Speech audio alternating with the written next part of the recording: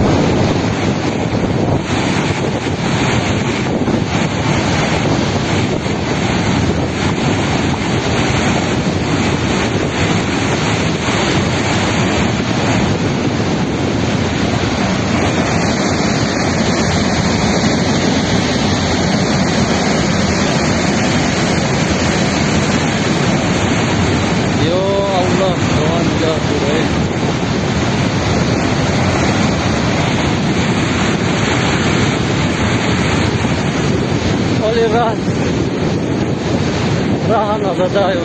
Başka kafası yok.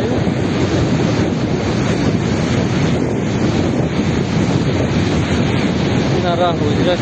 Kat ortalar atıyor.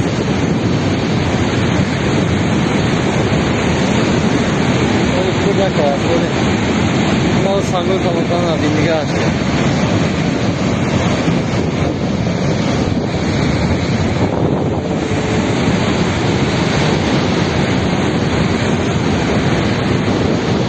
Nereye yakın Mustafa ucuya Türkiye esas.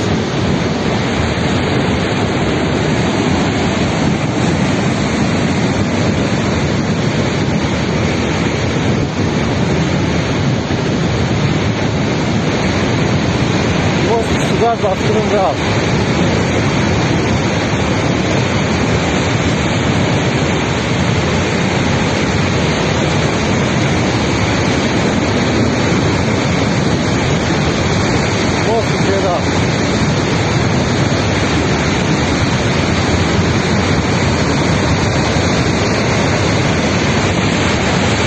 Sangol abi çene kunayna hani sangol madem.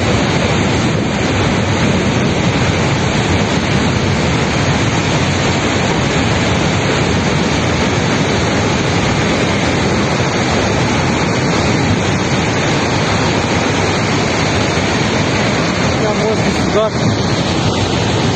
sugar da fone tambu.